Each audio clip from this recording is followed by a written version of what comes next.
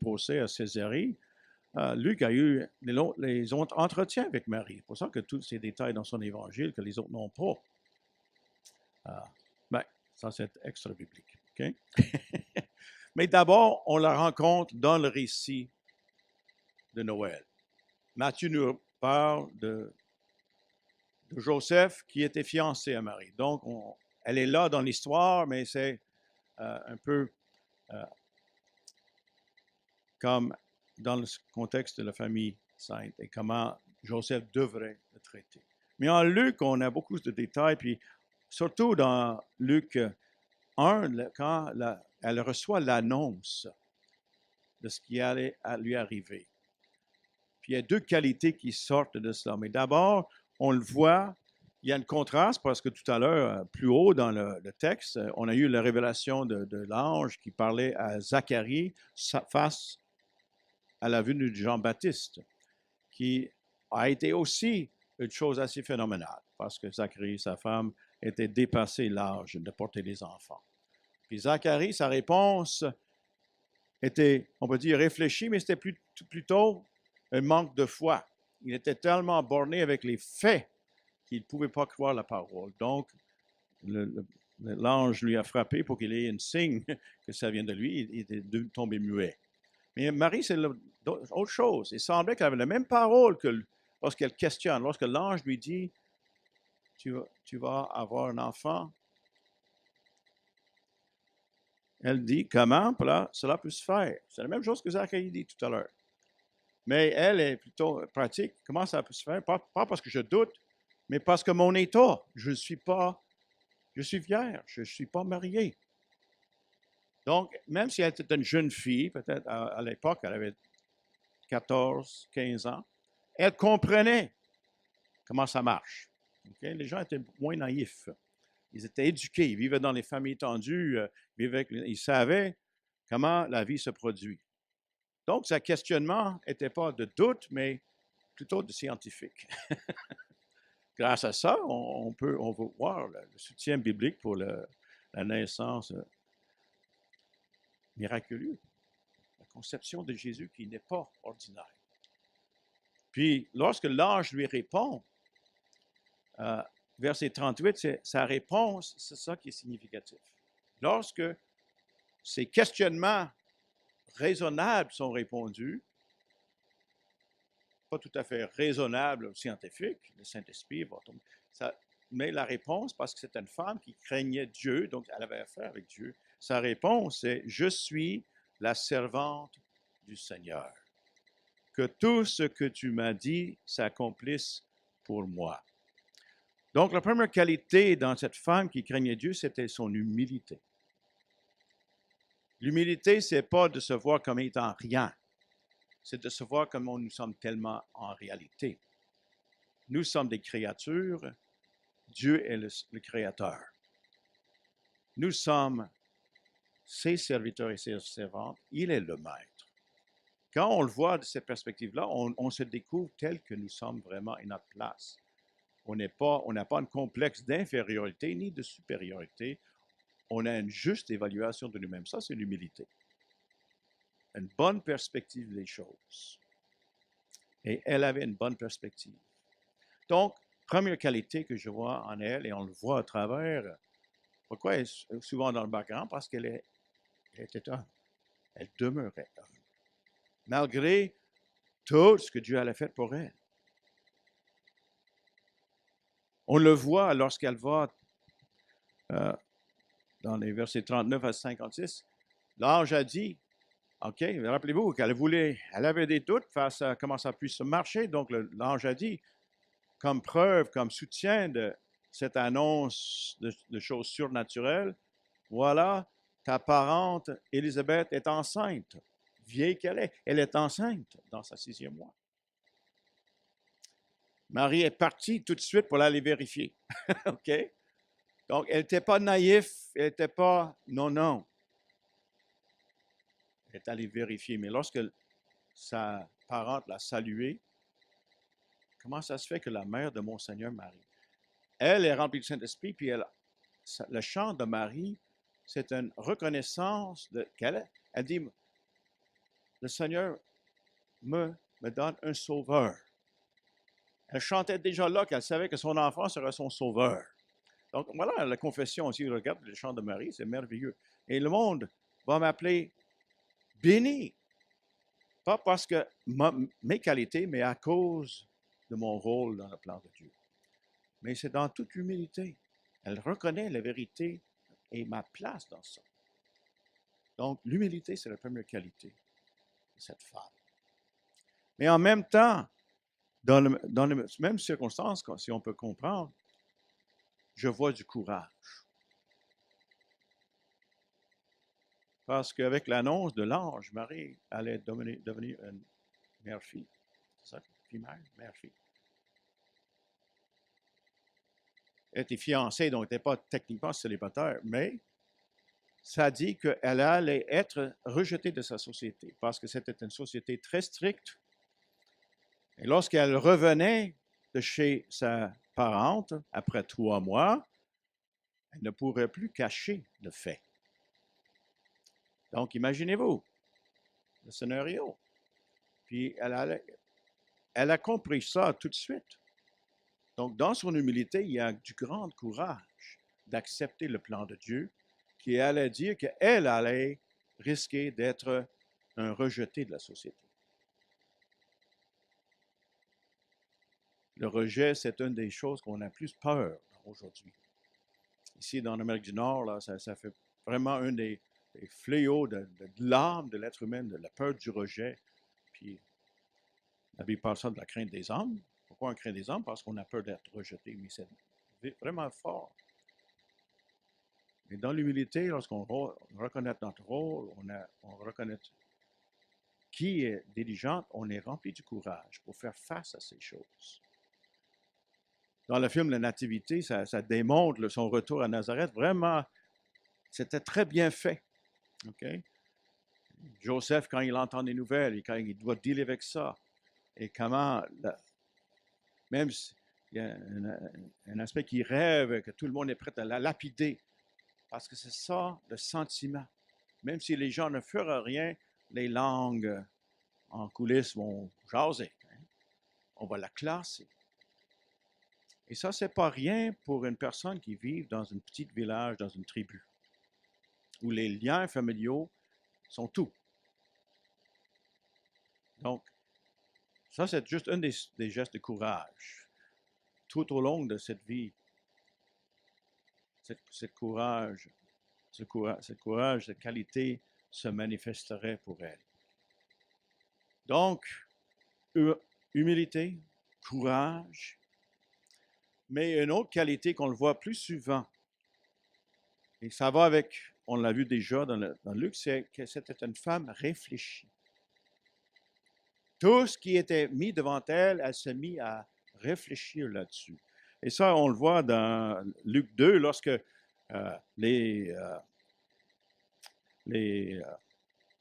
bergers arrivent, avertis par les anges, les bergers arrivent dans l'étable pour visiter, ils racontent tout ce que Dieu leur a fait, puis ils partent, puis ça dit dans verset 19, Luc 2, 19, tous ceux qui entendirent le récit des bergers en furent très étonnés. Marie, elle, conservait le souvenir de toutes ces paroles et y repensait souvent. Marie avait un avantage sur certains de vous comme parents. Elle savait l'appel et la mission de son enfant. Il y a certaines femmes dans la Bible qu'ils savent d'avance que leur enfant, la plupart d'entre nous, on doit deviner. On sait que nos enfants viennent dans le monde, ils sont des dons de Dieu avec une mission, mais nous autres, on n'est pas toujours au courant. Donc, cet aspect de réfléchir, c'est un modèle pour nous. Parce que même si elle était au courant, chaque parole, chaque geste qui a été apporté, elle le prenait pour comprendre le sens, pour approfondir sa compréhension de qui est cet enfant que Dieu m'a donné. Et on le voit souvent en faisant cela. On le voit plus tard lorsque, dans le chapitre 3, lorsqu'il monte, Jésus avait 12 ans. Il monte au temple. Vous vous rappelez? Intéressant, à l'âge de 12 ans, Jésus est prêt à franchir le... Hein? Il était presque prêt à devenir un homme dans la société juive. Il n'a pas fait son bar mitzvah encore, donc il n'a pas 13 ans. Donc, mais quand même, il est instruit, tout ça. Puis après la fête, toute la gang part, on part en famille. Donc, toute une journée de voyage, les parents de Jésus ne se rendaient pas compte qu'ils n'étaient plus avec eux. Parce qu'ils voyageaient avec leurs cousins, leurs cousines, tout ça. Ils n'étaient pas toujours ensemble, vous savez, comme ça. Les enfants, les ados ne restent pas avec les parents quand ils sont avec les cousins. Mais quand ils ont fait du camping, ils ont cherché puis pas trouvé. Hein? Ça, c'est une traduction libre. Okay? Ben, il fallait qu'ils s'arrêtent en plein air. Là. Donc, ils sont rebroussés chemin à Jérusalem. Ils ont passé toute une journée pour le chercher. On peut imaginer le maman. Hein? Je ne sais pas si vous avez jamais vécu ça, de perdre un enfant dans une ville étrange.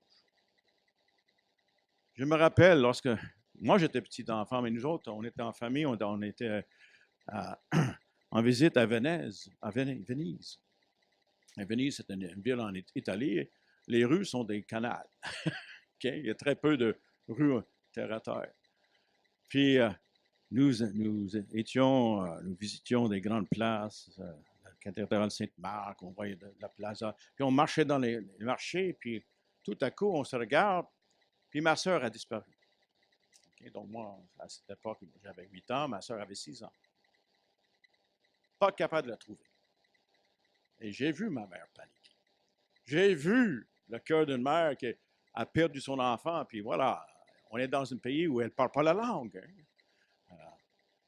Et on a passé tout un après-midi à courir chercher. Donc, je peux comprendre le sentiment de maman Marie en cherchant son fils. Finalement, il décide de retourner au temple. Et c'est intéressant, c'est qui reproche Jésus? C'est la mère. Hein, qu'est-ce que tu as fait, Jésus? Ça, c'est en Luc 3.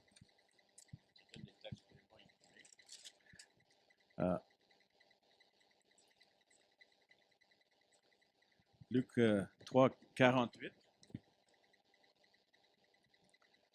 C'est 2, non, c'est 1. Non, c'est 3, 48. Non, 2, 48. Merci, ouais. Quand les parents le virent, ils furent saisis d'étonnement. Et sa mère lui dit, « Mon enfant, pourquoi as-tu agi de la sorte avec nous? Voici ton père et moi, nous cherchions avec angoisse. » Chers amis, Marie était une femme qui craignait Dieu, une femme qui était courageuse, qui était humble, mais elle n'était pas parfaite. Elle était une maman. Elle vivait des émotions d'une maman. Et la Bible nous dépeint les personnes réelles. Puis Jésus dit, pourquoi me cherchiez-vous? Ne saviez-vous pas que je devrais être dans la maison de mon père? Pas à Rimouski. Hein? 12 ans, ils avaient tous ces signes, ils savaient que Jésus était le Messie, tout ça. Donc Jésus est en train de dire, maman, t'as dû allumer un peu? Mais il ne parlait pas comme des ados d'aujourd'hui. Hein? Tu as dû donc voir pourquoi avez-vous perdu le temps de fouiller dans les rues de Jérusalem? Vous avez dû venir jusqu'au temple. Et ils ont reconnu, et c'est intéressant, la suite de ça. Hein? Mais ils ne comprirent pas ce qu'il leur disait. Puis ils descendirent avec eux pour aller à Nazareth. Il leur était soumis. Jésus était un enfant soumis à ses parents. Sa mère gardait toutes ces choses dans son cœur. Rien n'était perdu. Elle était une mère observante. Elle était une mère qui cherchait à comprendre, à réfléchir. Ce que Marie est en train de faire comme mère, c'est ce que Proverbe 22 laisse soupçonner. c'est 22,6 nous dit, élever un enfant dans la voie qu'il doit suivre et lorsqu'il sera vieux, il n'en s'écartera pas. C'est à nous comme parents de découvrir qui est cet enfant pour l'élever comme il faut. Pour ça, il faut réfléchir, il faut observer, il faut garder, remuer dans la tête. Qui est cet enfant? Tous les comportements. Linda, tu as dit que tu as eu 17, et vous étiez 17, OK? 16, 17. Mais j'ose dire que vous n'étiez pas pareil. Chacun était individu. Ta mère avait toute une job. Hein? Nous autres, on avait 6, mais chacun est différent. Il y a des ressemblances, certaines personnes, mais chacun a son rôle. Et c'est à nous, comme parents, de le découvrir. On ne pouvait pas discipliner de la même façon. Il fallait, les principes étaient là, mais la façon de le faire, c'est par rapport à la personne que Dieu nous donne. Donc, la réflexion, l'observation, on le voit que Marie était comme ça. C'est important que Luc nous dise ça parce que c'est d'elle qu'il a eu ces informations-là. Elle garde ça dans son cœur, elle réfléchissait. Pas seulement qu'est-ce que ça fait pour cet enfant, mais parce que cet enfant est le Fils de Dieu. Pour elle, c'est une réflexion théologique aussi. Mais dans le pratico-pratique, ces choses entraient et restaient là, étaient remuées pour qu'elle puisse comprendre son Fils. Donc, courage, humilité, réflexion et observation. Une mère attentive à la personne qui était son enfant. Puis on le voit au début de son ministère, selon Saint Jean, selon l'évangile de Jean, c'est maman Marie qui l'a poussé de commencer de faire des miracles. Jean est très discipliné, il a choisi seulement 6 miracles auxquels il bâtit son évangile, parce qu'il écrit ces choses afin que nous puissions croire que Jésus est le Christ. Luc et Marc, ils racontent toutes sortes de choses, mais Jean, ils choisissent avec intention. Donc, le premier qui nous raconte, c'est en Jean chapitre 2, c'est le miracle qui arrive au mariage à Cana en Galilée. Donc, Cana, c'est juste une lancée de pierre de Nazareth. Okay? Quand on descend de Nazareth par le chemin en arrière vers ce qui est maintenant Tibérias, on passe par une petite vallée, puis quelques 5 à 10 kilomètres, on trouve Cana. Donc, ils pouvaient se rendre dans une marche de sabbat, presque. Quelques heures, ils étaient là. Donc, ils étaient là, puis là, c'est Marie qui observe. Ça doit être des amis parce qu'ils étaient invités comme famille. Et même la famille a invité les disciples de Jésus. Donc, certains des disciples étaient membres de la famille, mais les autres n'étaient pas. Donc, parce que cette invitation est là, on voit qu'il y avait un lien, soit de parenté ou d'amitié. Jésus faisait partie des convives, Marie aussi. Et c'est Marie qui observe. On va l'appeler, elle est observante. Qu'est-ce qu'elle observe? Que la soirée va être gâchée parce qu'ils vont manquer de vin. Okay? Nous, dans l'Occident, on a la misère de comprendre ça. Le repas de mariage, c'est un peu un ajout. Dans beaucoup de sociétés, le repas de mariage, ça, c'est la chose la plus importante. Et donc, il faut que ça marche. Dans certains pays, il y a des familles qui se font banqueroute pour donner un bon. Lorsque nous étions en Vietnam pour le mariage de notre fils, c'est la famille de. Eux autres, c'est le contraire ici, c'est la famille du marié qui paye. Mais on a vu ça, des gens, il y a un enfant social que ce banquet de mariage, c'est vraiment une activité archi importante pour la famille. Dans d'autres sociétés, c'est moins important, mais quand même, dans les sociétés relationnelles, les repas sont très importants. Donc, nous autres, on dit, ils ont manqué de vin, là, ils vont au sac et acheter d'autres. Non.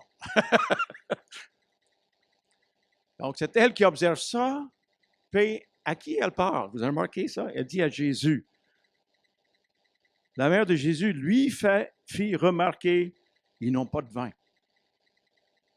Donc, il y a certains gens qui pensent que Jésus le reprend, parce qu'il dit, écoute, lui répondit, est-ce toi ou moi que cette affaire concerne. Non, ça, c'était la Bible de Sommer. Mais Jésus dit, eh, ça ne me concerne pas nécessairement pour mon ministère. Puis elle ne prend pas un non pour une réponse. Qu'est-ce qu'elle dit? Elle ne parle plus à lui et dit au serviteur, faites tout ce qu'il vous dit. Donc, si vous voyez des gens qui est-ce qu'on a une place pour Marie, Marie étant importante et on obéit ce qu'elle dit, on fait tout ce qu'elle dit, on l'écoute, Jésus. Et c'est là qu'il a pu faire le miracle de changer l'eau en vin. Mais pas n'importe quel vin. Quand il fait un miracle, il fait comme il faut. Donc, le couple, au lieu d'avoir une catastrophe dans leur mariage, le couple a été honoré parce que le maître, le MC, a dit, ah, vous êtes contraire aux autres, vous avez sauvé le meilleur vin pour la fin. Donc, mais c'est le début. Dans l'évangile de Jean, c'est le premier miracle de Jésus. Intéressant. Mais Marie, on peut dire, elle a provoqué le ministère public de son fils. Peut-être que ce n'est pas tout à fait la façon que Jésus concevait que ça devrait commencer, mais maman était là pour elle. Rappelez-vous, depuis plus que 30 ans maintenant, elle médite, elle réfléchit, qui est cette personne-là, elle voit l'occasion, puis elle pousse. Elle est une mère encourageante. Quand on devient des parents, des adultes, et même des ados, notre contrôle, notre rôle de dicter à l'enfant et obéissance immédiate change. Ça change. Et si nous autres, on fait la transition comme il faut, on tombe dans un rôle d'encourageur, de conseiller. C'est plus notre parole qui compte. Il faut trouver une façon d'amener notre sagesse pour que les autres soient encouragés. Et on voit que Marie faisait cette transition. Elle prenait sa place. Elle ne s'imposait pas plus. Ce n'est pas elle qui a dit, je vais te dire comment faire ton ministère, mais elle a discerné quelque chose. Et Jésus n'a pas ressuscité. Quand elle a dit, écoute ce qu'il te dit, Jésus se mit tout de suite à dire ce qu'il fallait faire. Il ne faut pas manquer ces choses-là. C'est pas tout détaillé, comment ses réactions. Donc, humble, humilité, courage, réfléchi, attentionné, encouragement. Puis la dernière qualité, vous savez, pas il y a bien d'autres, mais on le trouve, qui est à la croix. Rappelez-vous, quand ils ont présenté Jésus dans le temple, Marie a reçu une parole assez dure de la part de celui qui, voilà, son nom m'échappe. Ah, Zacharie dans la tête, mais c'est pas lui. Simeon, merci. Simeon qui a parlé de ce que Jésus allait devenir, puis a dit à Marie, une épée tranchera ton âme. À cause de cet enfant, toi, maman, tu vas souffrir. Et c'est au pied de la croix que cette réalité est devenue. Voir mourir son fils. Si on pensait qu'elle était anxieuse lorsqu'elle a perdu à 12 ans, ça a dû être une torture, 16 heures au pied de la croix de voir son fils mourir. L'épée a tranché son cœur. Et c'est intéressant que là, Jésus s'occupe de sa mère. De la croix, Jean, selon Jean, une des paroles, il dit à son cousin Jean, voici ta mère. Voyons donc, il a 4 frères.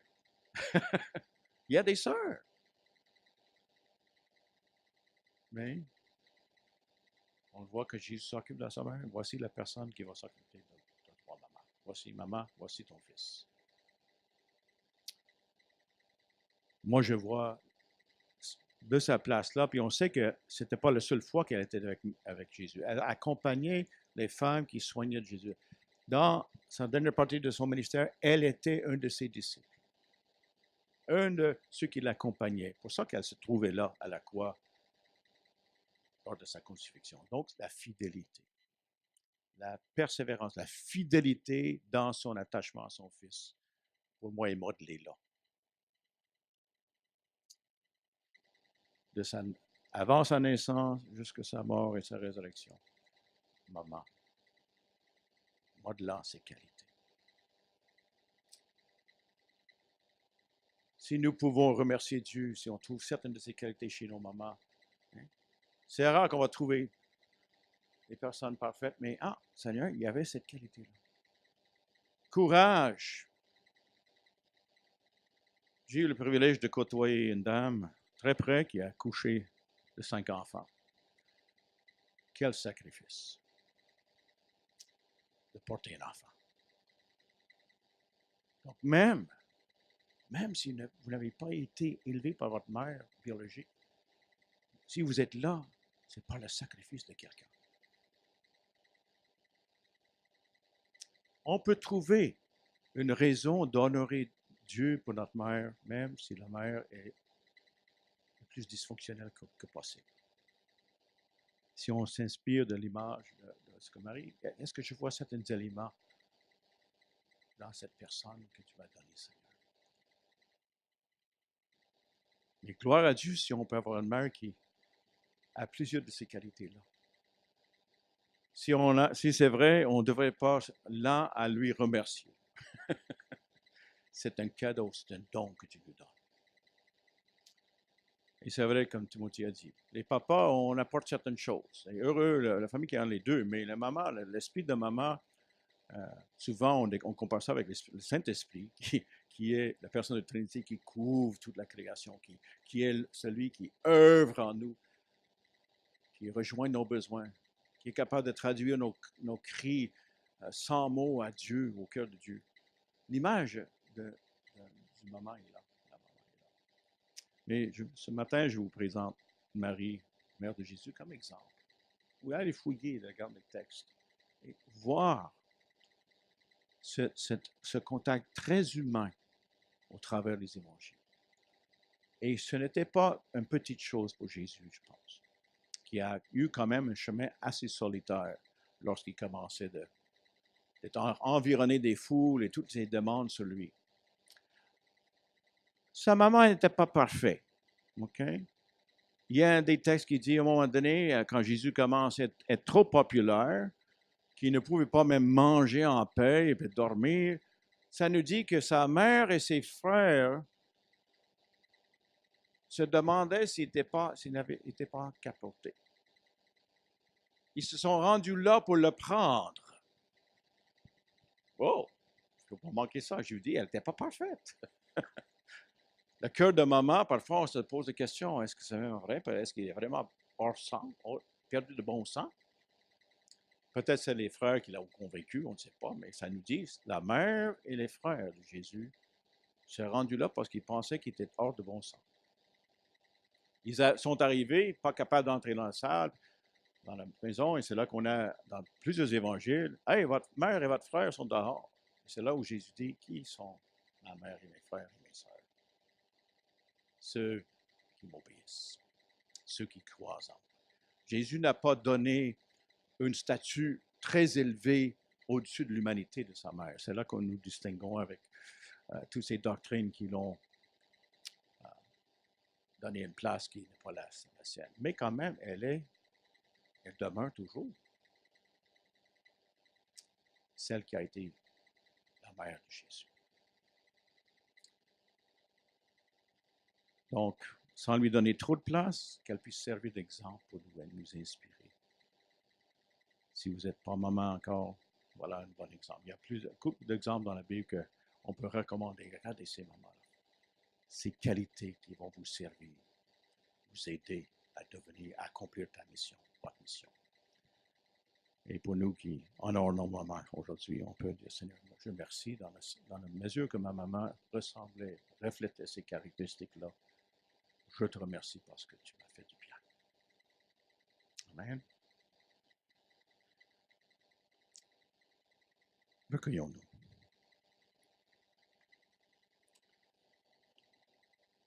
Dans le silence, prenez quelques instants pour remercier Dieu pour votre maman.